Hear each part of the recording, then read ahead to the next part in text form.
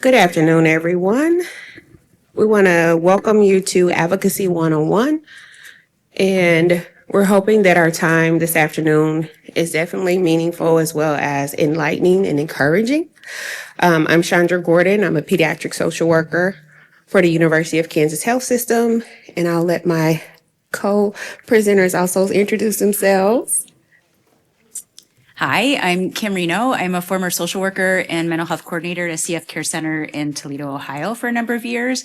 And now I am the senior manager of one of the senior managers in the policy and advocacy department at the Cystic Fibrosis Foundation. I'm Scott Sherwood, a senior advocacy and government affairs specialist for the CF Foundation.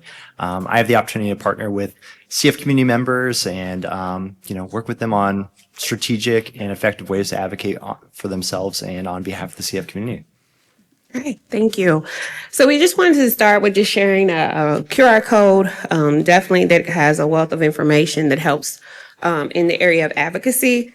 I'm going to go back a couple of slides just to acknowledge that we are doing our disclaimer and that we don't have any disclosures. So what we wanted to start with for this particular topic of advocacy is if you would take a moment and scan the QR code and answer just answer this question. How comfortable do you feel engaging in advocacy activities?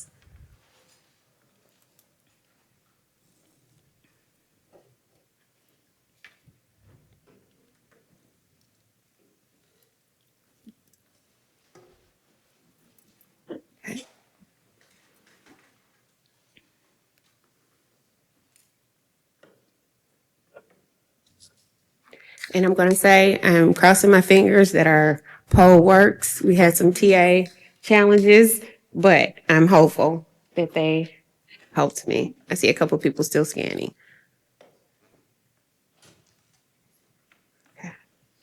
And if you didn't get a drink with your lunch, they did just put more drinks in the back. Okay, so let's see. So we definitely have, I feel like a unique, but I feel representative, kind of overall view of our thoughts on advocacy. So we have a lot of individuals that are here today that feel somewhat comfortable, and then definitely a quiet number are very comfortable. But again, we all have our different feelings as well as experiences as it relates to advocacy. So as we begin this presentation today, we're really going to think about what is advocacy and really hoping to ground this conversation in one that resonates with us all. And I have to think about, again, I'm reading from my phone, I'm not texting, just because we don't have our speaker notes as presenters. So when I think about advocacy, I think about presence. It's an intentional way we show up for others, for systems, and for ourselves. And it's not just about speaking up. It can be about listening deeply. It can be about noticing what's missing and being willing to bridge those gaps with action. And one of the things that I've just reflected on over the past couple of days of being here, that I'm reminded that advocacy, again, takes so many forms. Sometimes it's leading a committee or developing a resource. Sometimes it's sitting quietly beside someone who feels unseen. Sometimes it's choosing to keep showing up, even when we're tired, because we know that our presence in itself can be a form of power. And what I'm really hoping about that we all walk away from this session is that it's not about our titles and it's not about our roles. It's about awareness and action. That each of us has influence somewhere in a clinic, a classroom, a boardroom, or even our own living rooms. That advocacy is using the influence we have to make things more equitable, more compassionate, more human. And that's what today is about. So we want to recognize that the work of advocacy lives in both our words and in our daily choices. And for the sake of just kind of summarizing it in a short way, is that it's just, again, speaking up, supporting, taking action, big or small, helping to create fairness, inclusion, and positive change, especially for people and groups who may be unheard or overlooked. So every day, there's advocacy in CF Care. Can anyone share just something that they've done or currently do just, and again, real formal. You do not have to go to the mic unless you're soft-spoken. But any examples of advocacy that comes immediately to mind that you may be engaged in when it comes to CF care? Yes. I'm a child life specialist, so providing kids with choice that is appropriate for like medical procedures and giving them options when it's available. Okay, child life specialist giving patients choice when it comes to their care. So again, thinking about it, again, it can be, I feel like the word advocacy is one that is very abstract. It's one that is very intimidating. It's one that I have used a description as paralyzing. Anybody else feel paralyzing sometime when you see issues that are of concern? So what we're really hoping is that we can see advocacy in the everyday things that we do. So in our clinic, advocacy happens every day when we clarify information so families understand their care plan. Advocacy is when we coordinate across the team to reduce confusion and build trust.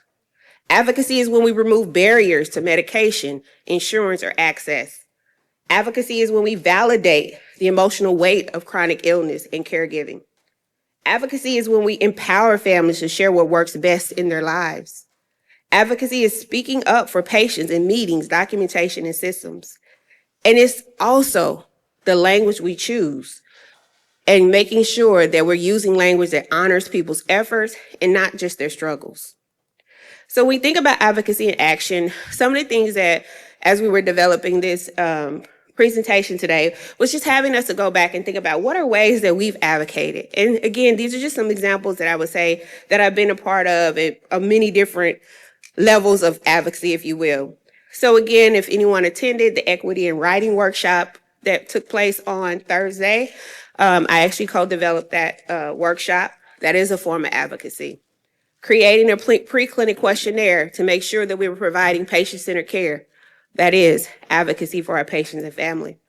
Advocating with our state special healthcare needs to develop a billing system that allows patients to get vitamins and have direct billing within our state infrastructure. That's advocacy. And one thing that I'm very proud of to be a part of, having had this conversation with CFF leadership, is how we were advocating to make sure that any community partner, CF community partner that attends NACFC felt included, supported throughout that journey. So being chosen to be either a member or a speaker or a chair of a workshop, but even when they actually got boots on the ground here, how are we welcoming, encouraging, and supporting them? And also taking into consideration the financial costs that it takes to get here as a community member. So when we think about advocacy, as we talk today, we're really asking you how we can broaden our perspective and let the word not be so paralyzing, but be able to see it as a way that we show love in the work that we do. So I'm going to turn it over to Kim.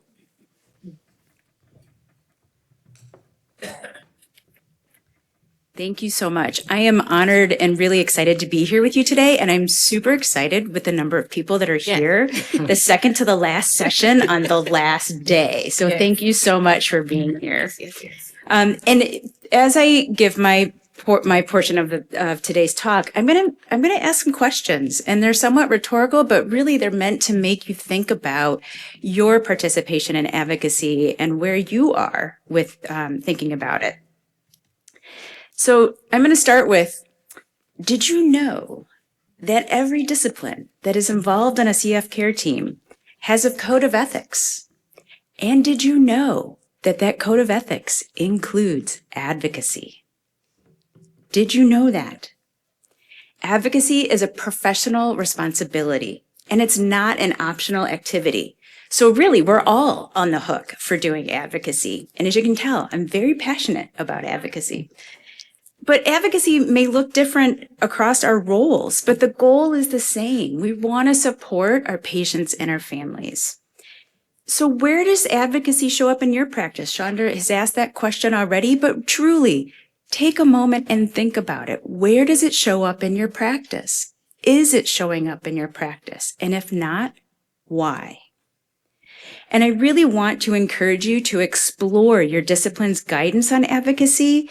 And we're going to be sharing some resources with you at the end so that you can explore what your discipline does or encourages. And I really want to encourage you to share this information with your care teams back at your care center. Those that aren't here with us today, share this information with them so that we're sharing the burden of responsibility for advocating. So let's start taking a closer look at how it shows up in two foundational professions on care teams, and that is nursing and physicians. For nursing, advocacy is central to focus on patients' rights, health equity, and social justice. Physicians are encouraged to advocate for policy changes that improve care. So these examples show that advocacy isn't just clinical, it's systemic. Now, well, whether you're at the boardroom or at the bedside, your voice matters in every setting, and we cannot stress this enough. And so now let's look at two disciplines that work closely with health-related social needs, which are near and dear to my heart, such as food insecurity, and that's nursing and dietitians, social work and dietitians. These roles often advocate for the unseen challenges people with CF face. And social workers are advocating for social justice and policy change, and it's foundational. The Academy of Nutrition and Dietetics Code of Ethics includes public health and nutrition policy. And these roles often intersect with health-related social needs, again, making advocacy essential.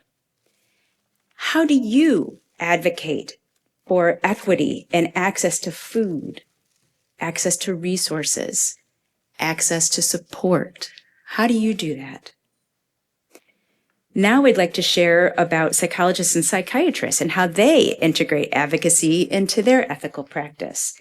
And this is where advocacy can become deeply personal and protective.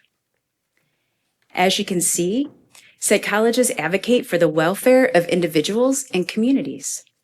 Psychiatrists focus on mental health and well-being. And mental health professionals play a key role in validating lived experiences and amplifying their patients' voices. Advocacy here is really about protecting dignity and promoting healing. Now, we'll look at advocacy in roles that often face system-level barriers. And some of the work may be more behind the scenes, but it is powerful and impactful. And that is pharmacy and respiratory therapy. Pharmacists, as you can see, advocate for patient and, sorry about this. Let me go back. There we go. Pharmacists advocate for patient and community well-being. Respiratory Therapist Code of Ethics expand advocacy to include disease prevention and wellness. And these disciplines often face system-level barriers, and this is where advocacy can help to remove those barriers. So where are the gaps in access or understanding that you can help close? So what does advocacy look like in real life? And I'm happy to share some of the examples from my journey. I went to those undergrad classes. I had my policy and advocacy course. I'm like, nope, that's not for me. I'm done with that. And I graduated. Yeah, boy, was I wrong. So my first example is with Ohio Children with Medical Handicaps program. So I was dropped into advocacy when our governor at the time decided to cut the state budget of the Children with Medical Handicaps program in half. And nobody knew about it.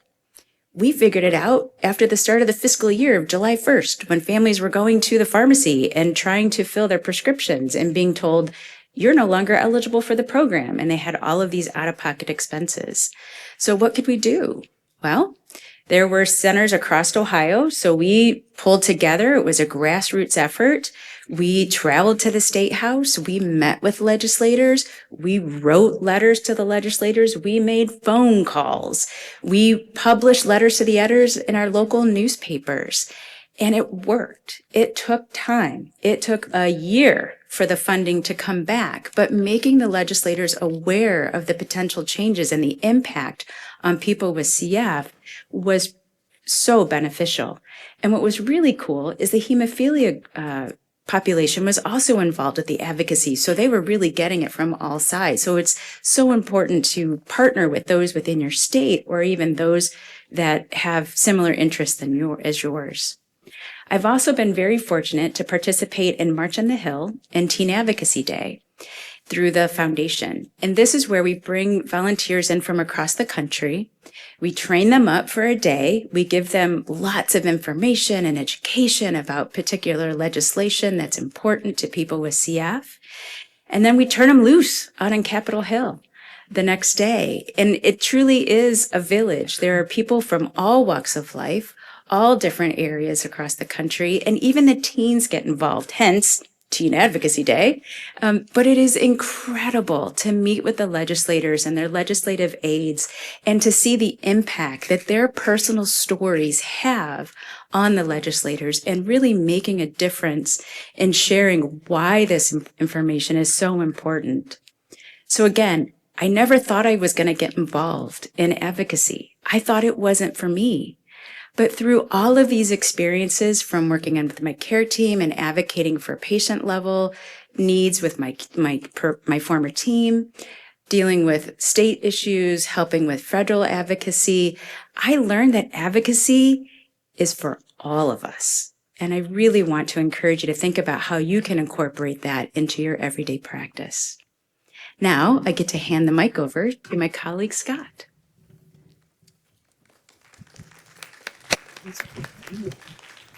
What a wonderful setup. Thank you.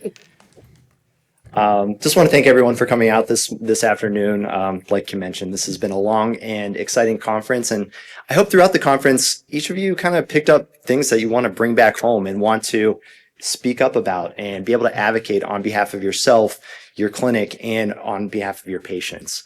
I don't tell you, this is a frustrating time in a lot of ways. And, while that is the case, it's still a really important time to focus and to think about the opportunities that we have to speak up for patients living with CF. As I mentioned before, I'm on the Advocacy and Government Affairs team. I'm a senior specialist there where I work with patients in 25 states, working on ways to put them in position to showcase their experiences, their personal experiences living with CF, and be able to kind of paint the picture of what it looks like to live with CF, the challenges they face, and to raise awareness to decision makers both at the state and federal level, so that we can pass legislation that removes some of those barriers that impacts care for our patients. As clinicians, you're not only caregivers, but you're trusted voices in your communities and powerful advocates for your patients. Today's session, we're going to talk about ways to harness that influence and to drive change beyond your clinic walls. We'll walk through the basics of advocacy, explore real-world examples, and share practical tools to help you feel confident speaking up, whether that's with policymakers, payers, or within your institutions. And just a reminder, advocacy doesn't require a specific title or education. It starts with your expertise, your stories, and your commitment to improving care. We always talk about CF advocacy. You don't have to have that policy background. Our advocacy isn't around, the politics that can get really messy. Our advocacy, like I said, isn't around politics. It's around people. It's around people living with CF and how we can best represent them and demonstrate what they need to ensure affordable care and access to their treatments. And so I'll share a little bit about the Foundation's approach to this. Our work, we focus on policies that ensure patients have access to care visits, coverage for treatments, and ways to appropriately fund research and drug development. Specifically, some of those examples right now are we're in the midst of protecting Medicaid. The first half of our year was really dedicated to ensuring that, we urged Congress to oppose new work reporting requirements, oppose new cost sharing requirements. And, our community came out, we had, hundreds of meetings through our Teen Advocacy Day events, March on the Hill. We had in-district meetings with clinicians, care teams, individuals with CF who wanted to talk to their members of Congress. And we had some really compelling stories. We met with some key decision makers in that reconciliation process. We had great advocates who met with someone like Senator Tom Tillis, who ultimately went against his party, broke with his party, and opposed those changes to Medicaid. But unfortunately, we didn't quite get there. We were really close. It required a tiebreaker from the vice president to come in and break the tie, and we didn't quite make it there on that battle. But we'll talk about. There's a lot of work to come and opportunities for us to fight back and to ensure protections for people living with CF. Another focus here, when we think about these kind of key areas, is we're advocating each year to protect state-specific programs. Kim mentioned a program like CMH in Ohio. We have chronic illness programs dedicated for people living with CF in a number of states like Pennsylvania, New York, New Jersey. And each year we advocate the state legislatures to make sure, hey, you remember what our program does and why we need to fully fund that program, or sometimes ask for funding increases for those programs. And so there's a lot of work that goes into each and every year to make sure that we protect those programs, that they're in each and every state budget as budgets come together on a yearly and annual basis. And another example here, when we think about research and drug development, protecting the National Institutes of Health, the Food and Drug Administration is a key aspect of our advocacy efforts, and something that's been in the crosshairs over the last several months, and something that we're continuing to fight on is to make sure that both of those agencies are properly funded and have the funding that they need to continue the great work that they've done. We wouldn't be here today. We have really, I think, one of the most incredible stories in medicine, and that's due to the work at the NIH and the FDA. And so, we're going to continue to focus on and ensure that those agencies are properly funded so that they can continue our understanding of the disease, and they can, properly evaluate the therapies to make sure that they're safe and effective before coming to market for patients living with CF. And couple of examples I'll go through. These are really specific ways that we advocate, and I hope that as we go through these, you'll think about ways that you can approach advocacy through some of these avenues. The first and easiest one is our advocacy alerts. We'll talk about ways to sign up for those advocacy alerts, and it's really the best way to stay up to date with our advocacy initiatives that are happening throughout the year. We'll send out specific messages when things are really moving, and it's really timely for us to send messages to members of Congress. We'll do the same in states with really specific messaging within your state. We invite you, if you're signed up for these alerts, to join our community webinars where we give a update on what's happening. We bring you up to speed on, what's going on in state legislatures, on the Hill, and then ways that you can jump in and lend your voice to our advocacy efforts. So those are a really important way. Like I said, we're really thoughtful and strategic in when we send those alerts out. So whether you sign up to receive an email or text alert, we're not sending those all the time. It's when it's the most appropriate time to send in those messages. And, when you get that message, it has the synopsis of the issue, how it impacts people living with CF, with a pre-written script or email ready to go, and you just put in your information and send it. But that's a really helpful way to build that drumbeat of communication into offices. Another really important way, and I'll share, with on the Medicaid campaign that I mentioned, over the first half of the year, we've sent over 21,000 messages to Congress. We made over 1,600 calls that equated to 42 hours of our advocates being on the phone talking to legislators to defend Medicaid. And so, those are really impressive numbers when we think about the size of a community. And, our community members really continue to fight that fight in the federal space. Another option are op-eds, so those opposite the editorial page editions, and then letters to the editor. So these are great for clinicians. Like I said, you have a really unique voice and expertise. You see these issues day to day, and being able to publish that story and that expertise and experience into one of your local papers or digital media outlets is a really great way to raise awareness on an issue. Our team helps facilitate these. We can help you identify the best place to submit those. We can help you craft those messages. And once those get published, we take those to the Hill or to your state legislator and say, hey, I want to make sure you saw this. This is coming from a clinician in your district. These are the issues that they're facing, and they're asking for your support. So those are really helpful ways. And like I said, we take that and we build off of that once those are published. We did a lot of this work on the Medicaid issue recently with NIH and FDA efforts. And then last year and the years previous around the Pasture Act, a federal initiative to incentivize the development of new antibiotics. Clinicians had such a great perspective to share on, why we need new antibiotics to really fight this antimicrobial resistance that is developing for patients living with CF. So just a really great example. And, like I said, our clinicians just have a really impactful story, and we were able to get a lot of great stories published throughout the country on that issue. Another option here are our story collection efforts. We host a number of opportunities to collect stories from patients, from care teams on issues. So again, with like Medicaid, we collected nearly 100 stories from patients across the country. And then we took those stories to legislators and said, hey, this is how someone will be specifically impacted in your district if these decisions go through. And so being able to collect those stories and have your help, suggesting that a patient takes the 90 seconds to share how they would be impacted or to submit the stories on your behalf of what you're seeing in the clinics is something that we review every single one that comes through. Sometimes we'll reach out to you to follow up to learn just a little bit more about that situation.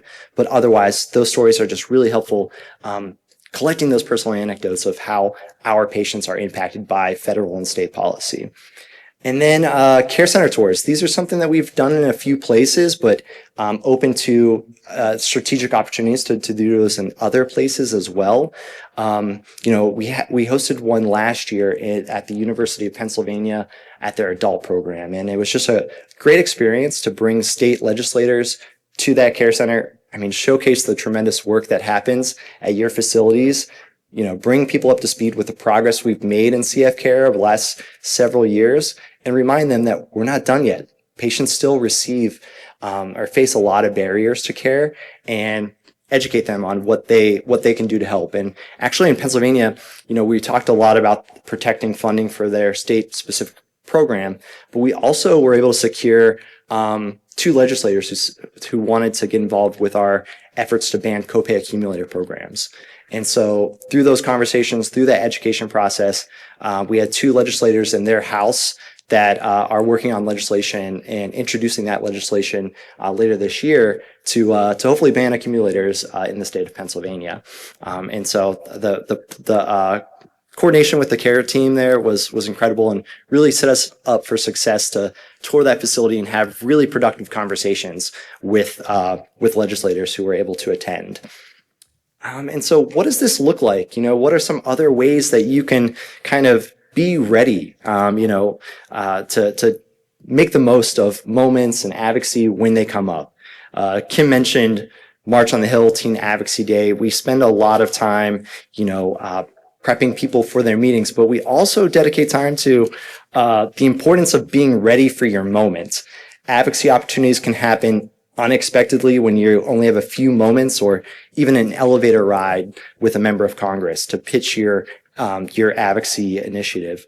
If you live in a state capital, maybe you interact with state policymakers or, our members of Congress, they have several offices back home, back in district, and you might be interacting with themselves or members of their staff. And so, think about the times that you can take to interact with them and leave your mark. This isn't just an approach for legislators. You can use this structure any opportunity you have to advocate for your patients. And so, being ready means having a clear, concise message that communicates your passion and purpose. You never know when your moment will come, so be prepared to make it count. And so make it personal. You typically have 30 to 60 seconds when you have these interactions. They're short, but make them memorable. So typically you have a chance to introduce yourself, introduce who you are, your affiliation, your care center, make sure that you're able to stand out your introduction, share your passion when you talk about your interest, what motivates you, what you're interested in, passionate about, or concerned with, and then make your ask. Ask them to support something specific, ask them to help with something, or if you don't have time to have that discussion, have a specific ask, schedule a time to sit down with them and to discuss further. These are all opportunities to sit down and advocate on behalf of our community. So I've got a quick example here. So hopefully, you take a moment and just think about, how I can best prepare when these moments come up. And this is just a quick kind of ad lib way to think about how to structure that conversation. Think about what you're passionate about, what issues you face, and then how you can ask someone to take action and to support your cause. I think about on the federal side, you've probably heard this story before. We've shared it a number of times, but during the repeal and replace efforts in 2018, one of our CF advocates ran into Susan Collins, Senator of Maine, at a July 4th parade, and she went straight up to her and gave her pitch, gave her spiel, and had her conversation. This is someone who had met with Susan Collins during March on the Hill, but continued to use that relationship and make that pitch in that moment. And Susan Collins went and broke with her party and opposed the repeal and replace efforts of the Affordable Care Act. And she cites that conversation was one of the reasons why she did so. And, so just making the most of your opportunity is a really effective way that you can just be prepared as things come up. I'll say our teen advocates are the most courageous ones at this. We do the prep work, and then they run into someone in an elevator and they corner them, and it's intense. You don't want to get on the bad side of a 14-year-old who's been armed and hyped up on Coca-Cola. They're furious. So, but think about it and just be ready for those moments. And then I'll just share a couple of resources that we've created in the last couple of months. One is our advocacy opportunities for CF care teams. This has a lot of the information that I went through today of ways to communicate with us, share the issues that you're coming across. Those issues really inform our work and, are ways that we can partner with you to overcome some of these problems that we're facing. So there's ways to sign up for advocacy alerts and take action on our efforts. And then a really cool document that we've created and shared in a number of places. You've probably seen it, but our health coverage is changing. So our documents on those implementation of HR 1, the Reconciliation Act, the One Big Beautiful Bill that was passed in July. We do have time before some of the worst aspects of that bill are implemented in states. And so this breaks down some of those timelines. And it's a two-sided document. The one on here is of the marketplace. And then we have a version that has those dates and timelines in Medicaid. So we can provide those as well, but a really great resource. Ultimately, we do have a little bit of time as far as our work in the states now that the federal government has made its decision. They'll be creating some guidance on what states will have to follow over the next several months. And then from there, states will then have to implement based off of those guidance in 2026. And so that's when our work is going to move on to the states. And we're going to have to be proactive and have to really jump into the fight to advocate on behalf of our community. And so this is a pathway to our website, act.cff.org. I encourage you to go there right now. We have a number of campaigns going on right now. We update these periodically. This is the easiest way to take action on our current initiatives and sign up for advocacy alerts. If you're not sure what to do or what's going on, this is the place to go to. And it's updated, like I said, regularly with the latest campaigns of what's happening in your states and what's happening on the Hill. And this is an example of when you go to act.cff.org, you'll have all these different campaigns. Like I said, right now we are urging Congress to pass legislation to, we have the advanced premium tax credits that are expiring. Those are a really important source of help for patients who utilize the marketplace. We're asking Congress to extend those tax credits for our patients to ensure that they have affordable access to the care that they require. We're also asking to protect funding for NIH, FDA. That's all within that Tell Congress healthcare decisions cannot wait. I'll also point out some of our story collections. So we have Share Your Story, Why Medicaid Matters. That's really helpful if you're thinking about patients who have a great and compelling story.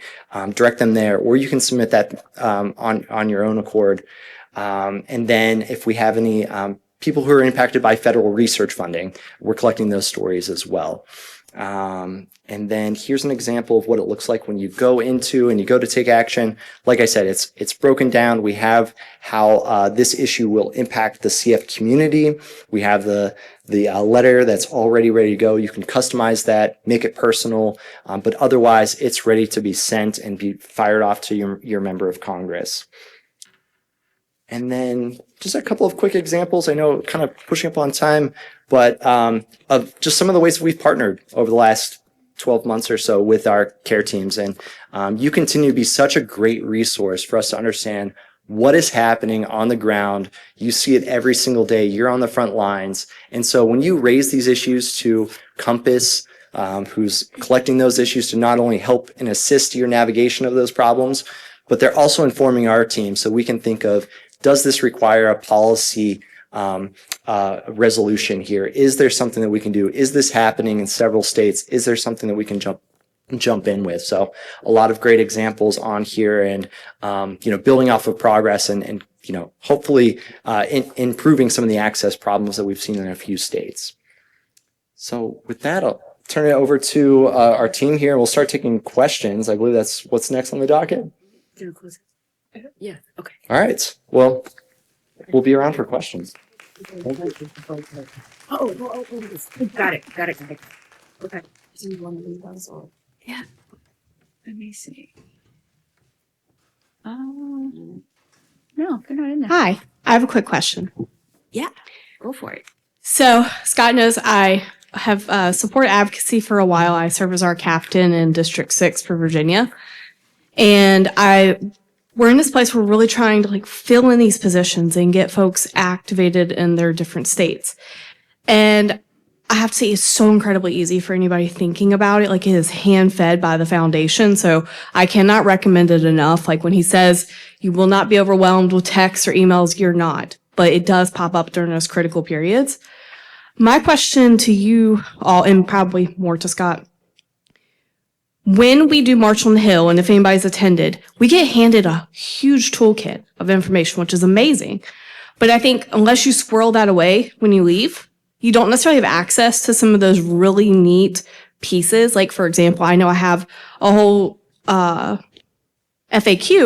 on the impacts of some of the funding changes, Medicaid, what have you, in Virginia. And then I've saved them for South Carolina and some of the surrounding states that I have partners or friends with. Is there a way to get those added to the website? Because I think this particular group especially is very data driven. And if you're able to give them those data points to say, your state in particular has 44% of its children relying on Medicaid, that is way more impactful sometimes when you get in those conversations and you have that moment to impart that to someone versus just the ask by itself, if that makes sense. No, it's a great question and a great plug for our Congressional Captains Program. Holly, you're a great participant within that program. This is where we're finding advocate leaders in all 435 congressional districts to raise their hand and say, I want to be a leader here. I want to build a relationship with my member of Congress so that they know who I am, they know my story, and I'm going to go in and I'm going to ask for things. And so that program has really grown over the last several years. We're up to around 250 captains across the country, finding the right people to carry on those conversations and that great work. As far as the materials, we do update those periodically throughout the year. I'll have to see about getting those put on the website, but we'll share contact information. And if anyone's ever interested, Holly, you mentioned we have the state fact sheet, has the number of people who utilize Medicaid, has the number of care centers in your state, number of patients within your state. Thank you. You can reach out to us because we'll send you the most up-to-date version of that anytime that you're interested. I can easily send that. Our team monitors this box and we'll send you that. We also have other things like up-to-date talking points and those materials that you talked about when you're going to a meeting or want to do an in-district meeting. again, we update those based off what's going on. And sometimes we update those kind of like quarterly or, as things are moving. And so, we try to be really thoughtful in like making sure that all those materials are up to date and ready. But we also don't want to like just blast them out all the time because not everyone's taking action all the time. And so, if you're interested in doing an in-person meeting, in-district meeting, or just want to like get the latest materials on like the need to invest in innovation with NIH and FDA, reach out to us because we have those materials ready to go. Wonderful. Thank you. Yeah, thanks. I also want to point out that in the app, if you're using the app, if you scroll all the way down to the bottom, there's a little blue button that says CFF resources, and there's information there. So if you click on the tile advocacy, you'll see that there are, one of the handouts that Scott had up on the advocacy opportunities for CF care team members. There's invest in innovation, which is highlighting how to support robust funding for the NIH and FDA, and then the importance of CF advocacy. And then the other document that Scott referenced was all the changes that are coming from HR1. You can click on the compass tile, and that's where you'll find that resource as well. And I really encourage you to check out the Get Involved section of the CF Foundation's website. So if you go to cff.org, at the upper right corner, there'll be a yellow button that says Get Involved. And you can click on that and see some of the letters that have been sent out to the legislators and some of the activities that are going on. But then also using the act.cff.org website to provide additional information or get involved with advocacy as well. Yeah. Kim, can I have you explain what HR1 is? I think a lot of times when or at least a good general understanding, because I will share, a lot of times we are talking about advocacy and it just goes over our head, right? You have so many policies, and that's another part of advocacy. How do we break it down to plain language? What does it mean? How does it impact me as a professional? How does it impact, our patients and family? So do you have, or Scott? Teresa? Yeah. I think, so starting with the implementations and what we've seen so far. So HR1 passed on July 4th, and there are concerning aspects of it, like I mentioned, that will be implemented to states. They have to be.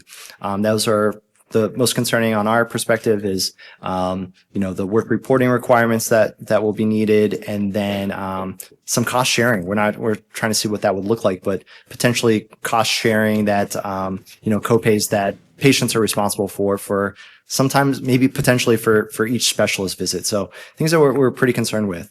Where we are in that process is those have to be implemented by states, but the guidance hasn't been created yet. And so the federal government, the administration, they're coming up with what that guidance looks like. And, we have a great team that's working on what those definitions throughout those guidance look like.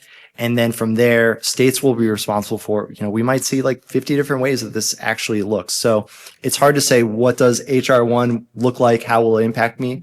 Because we don't quite know yet.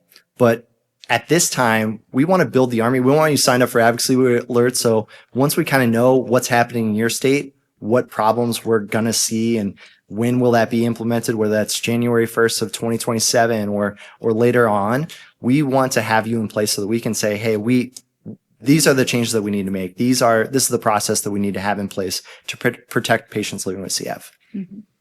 Great. Any other questions or comments from the audience? One thing I was going to add is that when Scott talked about elevator pitch and just talked about how having that moment, how to seize the moment, and he shared it in the context of definitely meeting with our policymakers and those individuals that, govern our state and federal activities. But those elevator pitches can be used in any setting. So thinking about how we can still use that framework when we're talking within our clinical teams, advocating for a particular service or resource for our patients and family, how we can use those same elevator pitch, the whole framework when we're talking within our departments, our units, our overall institution. So we really I'm hoping that even though we're talking about a lot of high level situations and circumstances that are facing us all, both personally and professionally, understanding that advocacy we can approach advocacy where we feel comfortable at. I think that the reason a lot of times some of us feel that it's daunting, some of us feel paralyzed, because we're talking about very huge concepts, very huge issues that we know can impact so many in such a short amount of time. But as we think about advocacy, it's really thinking about what can I do in my sphere of influence? What can I help to make change or advocate for change? So we're really hoping as we are having this discussion, and this time we're opening up, is to really have this real honest conversation. We're at a time in our we're at a time where it is crucial that we talk about ways to help make change. Not necessarily always in the most, I would say, in the spotlight, because a lot of the work goes on behind the scenes. And how can we really have a conversation and sit in a space? Because there's not a lot of conversations like these going on. We're continuing to move and operate as things are changing right before our eyes, with not having an opportunity to stop and pause and see and breathe and say, well, what can I do? So what we hope that this time together in this time of questions and conversation is, let's have a real conversation, because the things that are coming down affects us all, whether we are a provider or even in our own personal lives. So when we talk about advocacy, yes, CF is what brought us here for our national conference, but we're talking about advocacy not only from a personal standpoint, professional standpoint, but also for a personal standpoint. And I love that example of reaching out to your circles. You know, you see firsthand the impacts. And I know that we all have friends and family members who might not understand how some of these changes to healthcare really affect patients. And you see it day to day. So just sharing, thinking about, we have that example of an elevator pitch, but just think about how you can share your story so that it leaves a mark with someone that's, might be persuadable or might be interested in, how they can support your work. If they're friends, if they're a loved one, hopefully they want to, be educated and, assist the efforts that you're doing. Yes, please. Hi, I'm Carrie Dominguez, and I am a parent of a child with CF. He's 12, and I am building a little advocate. I am also the family faculty in Tucson, so I get to work in the pediatric clinic with our families. And the way I describe my job to most people to help them understand what I do is I'm basically a family advocate. So I do a lot of advocacy on some of those more micro level systems, and I do some other national stuff too. But I wanted to say, because I do know there's other parents in this session here today. And so thinking about the initial question of how are the ways that you advocate that maybe don't look the way we picture advocacy, from a parenting standpoint, it's filling out the chronic health forms and for absences to get our kids the ability not to be dinged for their absences for all the appointments. It's attending the 504 meeting. And that's not just about advocating for your own child, but that's also starting, especially if your kid's the first child who has CF, who's at that school, is you are laying groundwork for the school. In the position that I have within the clinic, I get to hear many stories of families who struggle with the school environment and whether or not the kids are getting their needs met, or the school's pushing back because of the attendances, or why are you scheduling doctor's appointments when it's school? You should be doing it during summer break. And they don't recognize, and I've worked in education, they do not recognize there's a world outside of education sometimes. And so, anyway, being a parent, so any parents out there, that is a way that we advocate every day, is the little things that we do for our kids. Yeah. Thank you for sharing. Being here. And that's just another example of how important advocacy work is. It's wherever you find yourself, whatever environment, whatever audience you have, that is where advocacy comes in. And Carrie, I saw your other comment in the chat as well. There are people who are advocating that on issues that you may not necessarily agree with, but they're advocating. And are they meeting their requirements of their code of ethics? Probably. Do you have to agree with everything that they're advocating about? No. But what are the differences that you can make? Where can you step in and help continue to raise the voices of the CF community in particular with how a particular piece of legislation or a current activity in a school, or maybe even within your care center, if there's some things that you want to change within your care center? Thank you. Thank you for that. Scott, how often should we participate in advocacy? So, we'll have the advocacy alerts come out. So is it just a one and done thing? Oh yeah, great question. No, when we send those alerts, it's helpful to be persistent.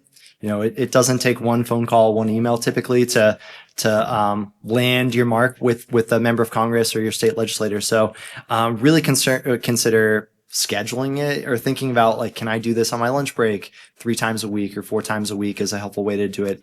Like we said, those advocacy alerts, making the phone call or sending in the message, it only takes 60 seconds to fire those off, but there's someone in the office that has to run through those every single day, collect the number of emails they're getting on a specific issue, and then they bring that to their boss, to the member of Congress, and say, hey, I'm getting 50 messages on this every single day. We need to come up with a response. We need to come up with, are we going to support this issue? Or if not, I need to start replying back to these people. And so that persistence is really important. It's just, it does take dedication, and it can be frustrating. It can be to have to continue to fight for something and not always get that direct response. It does take time.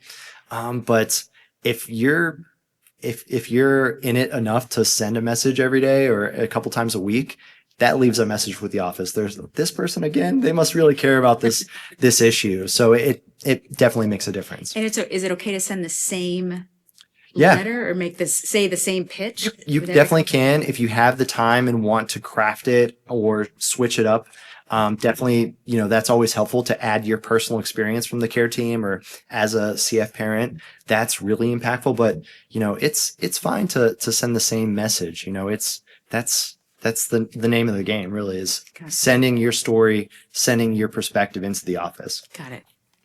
Go ahead, please. Hello, I'm a social worker at a care center, and I think one of the barriers that I feel in doing more macro level advocacy is, so we run into a lot of the same issues when we're trying to advocate for our patients with insurance issues. We do a lot of calling Medicaid together and waiting on hold for, hours and trying to untangle what happened. And, you're always kind of left with, how do we make sure this, how do we let somebody know that this is a problem, especially with things like alternative funding programs and, all of these problems that we run into. But sometimes I don't really know, okay, do I go to the state level? Do I go to the federal level? Who can actually make change here, Mm-hmm. And I don't want to just robo email, every single of my representatives. No, we'll definitely reach out to our team, either through the contacts here. Compass can help out with those individuals' circumstances. But they also track when we have problems. And, we have a lot of examples where we've been able to partner with care teams to, set you up to either put you in contact with the right person, or, we do it on your behalf and share your story and, fight for your care team in the situation that you have. So, reach out to our team so that we can put you in contact. That's what we do. We know the levers to pull, the mechanisms, the people to talk to, and we'll do our best to, either put you in position to speak to the right person, or our team. We have a great team around the room, and that's what they do. And I really want to highlight that what you may be seeing at your care center with your state Medicaid may be what you think is a one-off thing, but it may not be. So if you can notify Compass or public policy, then we can say, hey, something's going on in X state. This is the second call we've gotten about this, or this is the 10th call, or, this is the first call. We need to pay attention to it. And we have our state advocacy people here, Amanda and Adina, and they will connect you with who needs to be connected, or they'll take your information, take your stories. And use Compass to your advantage.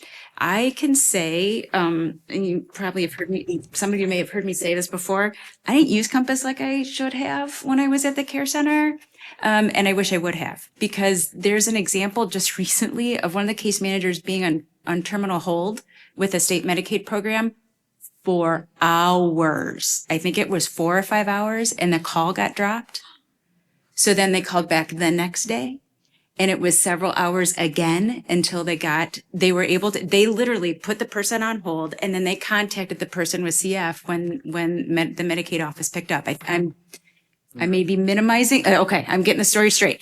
So let Compass do that for you. Like, there is no need for you to be on hold for hours, or a person with CF to be on hold for hours. We know that they're business hours, right? They're 9 to 5. People have lives. Let the case managers help you with that so that you can help the next person. And then we know what's going on with that state issue. And then we can notify our state colleagues and our federal colleagues to raise more awareness about those particular issues. So. And I was just going to add, I would agree with like realizing that Compass is definitely an underutilized resource for the care team. We recently, within the last year, have a monthly meeting with the Compass team, and we actually talk about individual issues that are going on with our clinic. We follow up on, patients that have been referred to Compass to see kind of where they're at in the status of getting services and supports. I will say that, you're like, sometimes you're starting out like, okay, what is this meeting? Why, is this another meeting? But the more that we've begun to talk and build that relationship to be able to problem solve, they've shared resources that we thought we were on top of or knowing about and didn't know about. So again, I think a part of it too is really understanding that it is a heavy lift a lot of times for the issues, but realizing that there may be resources to help you carry that, carry the weight of trying to get the resource or an issue resolved. It can be, again, if you're feeling like you could be that person who established that ongoing relationship with Compass, that's another form of advocacy. You're meeting and you're taking that information back to your care team. So again, as we talk about advocacy, and I know, again, I'll keep saying it, it is that one word that feels heavy, but it doesn't have to be. If we really look at what is within our reach and what's within our comfort zone to be able to help make a difference. Any other questions or comments? Yeah, go ahead. Hi. Okay, so I'm Kay Pasquesi. I work at the Kaiser Permanente CF Center in Portland, Oregon. Okay, so I'm just so happy to have Compass people here that we can ask this question to, because I've already called and talked to a wonderful person at Compass who is trying to help me. So something that I am panicked about, and I'm guessing there is a lot of us that are a little worried, the programs that help with premium payments, right? So HealthWell now only helps with premiums. Well, it's closed, but it only helps with premiums if you have Medicare. So then there's the Patient Advocate Foundation, and they're closed for CF. So I have a couple families that need help with this for the rest of the year, right? And then we don't know what it's going to look like for them, how crazy their premiums are going to be. So then our patients aren't going to have health care. And I'm wondering if you guys have any ideas, or that's just where I'm seeing a massive, very scary, huge hole that a lot of my patients are going to fall into. Yeah, thank you for that, Kay. Yeah. It's a challenging time, and we just have to recognize right now we don't have a lot of answers to these tough questions. I wish we did, but you're not alone to navigate this. We're with you. The Compass case managers are available to help try and identify what resources, if any, are available and what plan would be best. And I think time will tell. I mean, I hate to sound like that, but it's going to be time. And just know that we hear you. Yeah. We're following it. We're trying to learn as quickly as we can because things are changing and shifting. It's like we're on a foundation of sand right now. And we're going to partner with as many people as we can to try and navigate these waters together. I believe in the last session, somebody stated Patient Advocacy Foundation is going to Can you say that louder? Can you come to the mic, please?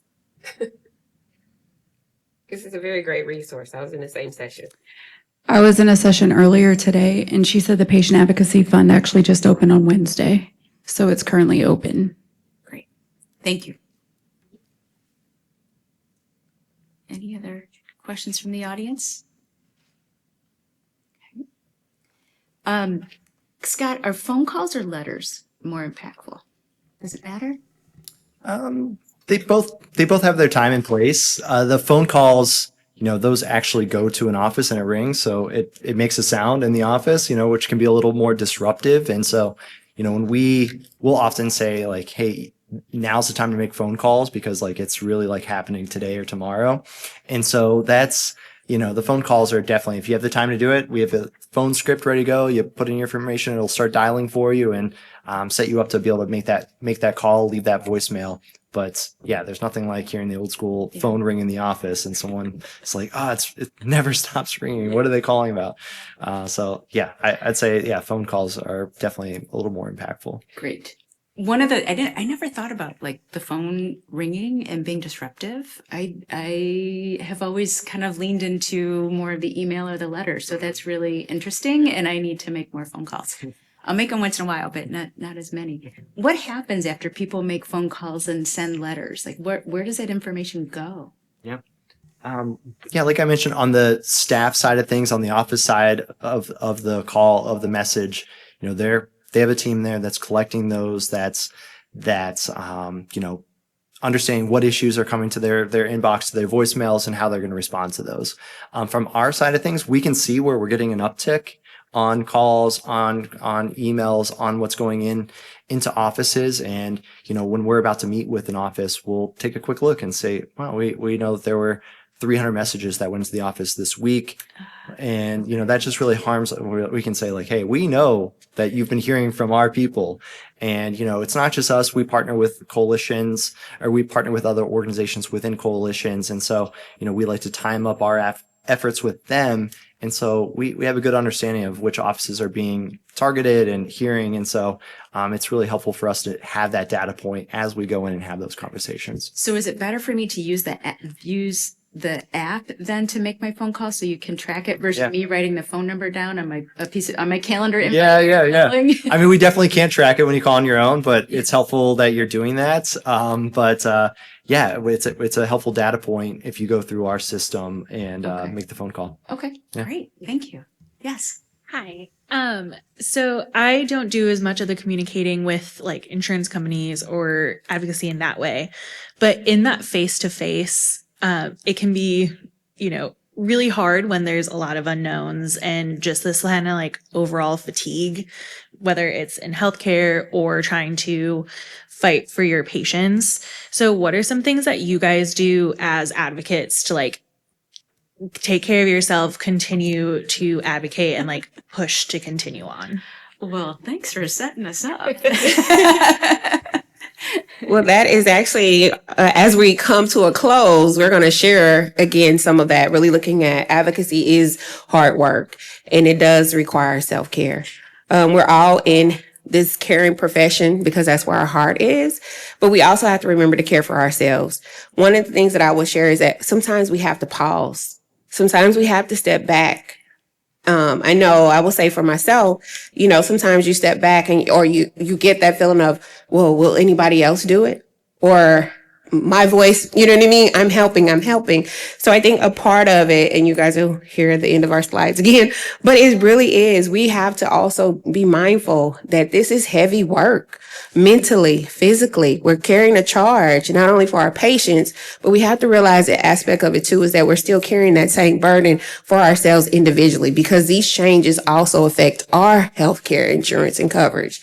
So I think one of the things is giving ourselves grace, giving ourselves permission to pause, giving ourselves permission to say, okay, not today. I don't have it in me. So really having an opportunity to really, I would say, really look at self-awareness, because again, we can't pour from an empty cup. I'm a social worker. I'm sure I've heard of that, but realizing that is true and that the continued push and the continued fight is real, but it does take a toll.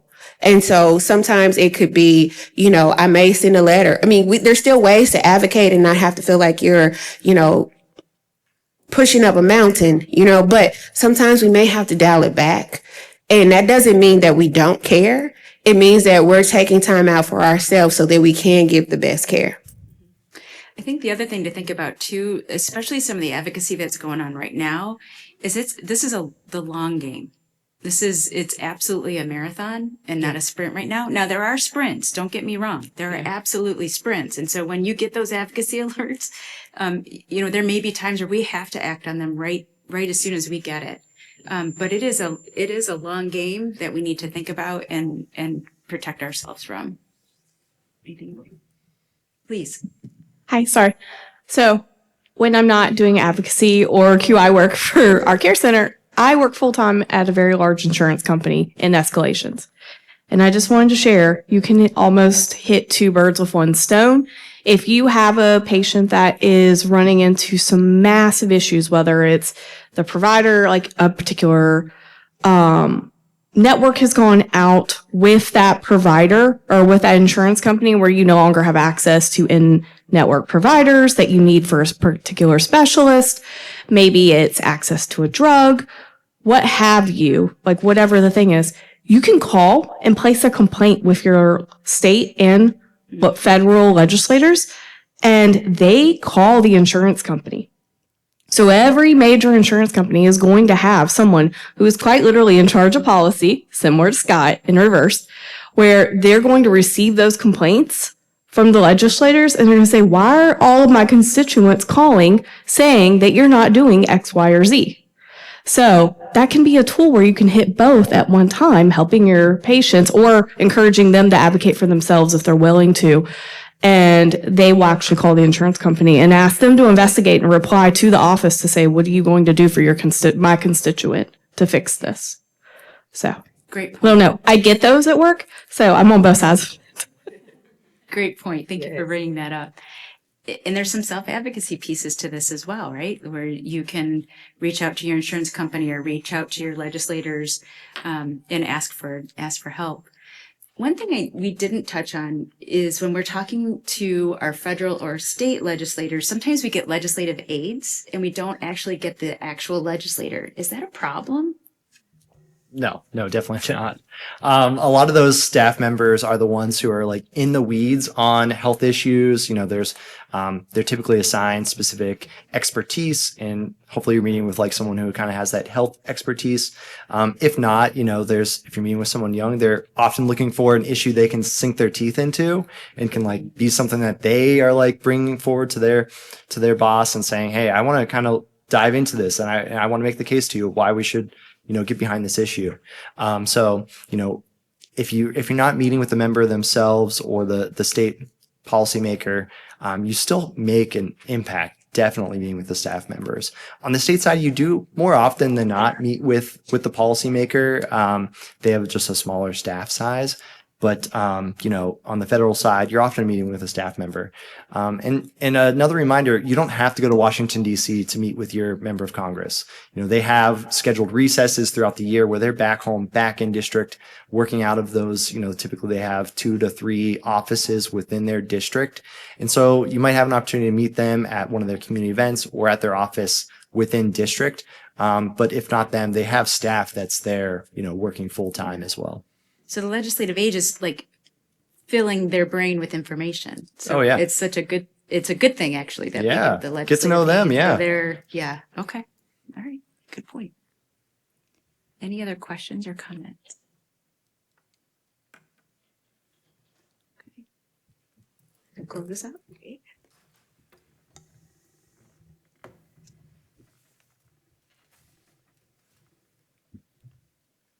Right. Getting to my notes. All right. So again, we hope that our session today really provided some practical strategies on how we can all engage in policy. So I want to end, as we're coming to a close, I have another poll question. And that question is, how comfortable do you feel now about engaging in advocacy activities? And you'll take that. Help us out. See what our scores look like before and after.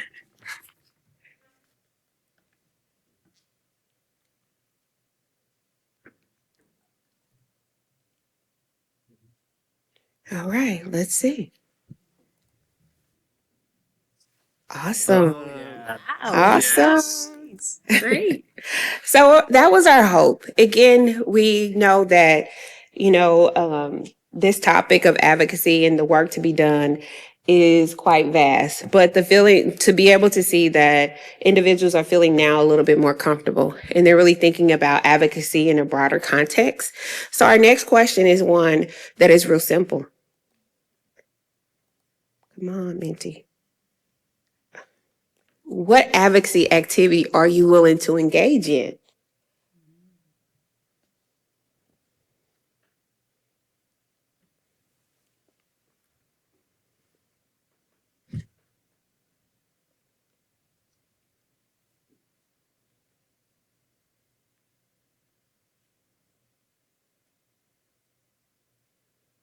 Oh, I love how everyone is really looking at their phones and thinking how I'm going to answer this question. Well, let's just say, because here's what we said. I mean, and I created the poll. A lot of times we want to take on a lot. And thinking about it in the sense that it can be small steps, because that's when the work becomes overwhelming. It becomes daunting because we take on so much. So I'm glad you brought that up. I forgot to preface that. But yeah, just thinking about one thing, just one thing that you're feeling that you could be comfortable doing. So let's see. Why is my poll not? I told you tech. It's all right. Aw. It's all right. Okay, I can actually pull it up on my phone. Let's see. It shows it on your phone. I think I have Mentimeter up on my phone too. Okay, let's see. All right, advocacy technology. There we go. Thank you. All right. So we have individuals that are going to write letters, sign up for alerts, search for your discipline advocacy actions, educating our team. Love, love, love. And we have one person that said other. Would you mind, if you are comfortable, would you share with us what you plan to do in the other category? Okay. Awesome. Love it. Love it. Thank you for sharing that. So as we think about, again, our whole hope was just uncovering practical ways that we can get involved. And so as me and technology, all right. So wanted to share again, our whole entire presentation is available for download so that you have access to these materials. But we want to just share advocacy in action, specifically sharing information and links to the CFF Foundation. Also, just again, the various disciplines that speak about our role and expectations when it comes to advocacy. And then also just general advocacy noted also is a great resource as well, is the Kaiser Family Foundation. So again, we want to share that again, advocacy is not optional. And as we said, neither is self-care. So I feel like I've already given majority of this talk. So again, we talk about healthcare as a matter of life and death. Our voices, our action, and compassion shapes outcomes every day. And we want to also remind us that advocacy does take energy, the emotional, mental, and physical toll. So as we fight for others, we must also protect the parts of ourselves that make us capable of caring. And so to take action, yes, we do speak up. We do push for equity, but we also have to pause. We have to breathe, and we have to set boundaries to refuel what advocacy drains. And so again, remembering that your well-being isn't a luxury, it's a part of the work. And just remembering that it is so important that we put ourselves first as we begin the continued work of advocating for ourselves and others. So again, we want to share some references that will be available to you in our slide as well. And we want to just say thank you again for attending today. We really appreciate you taking the last day of NACFC spending with us. Thank you. And share this content with your teams, the people that aren't here. Share it with them so that they can get involved as well. Thank you.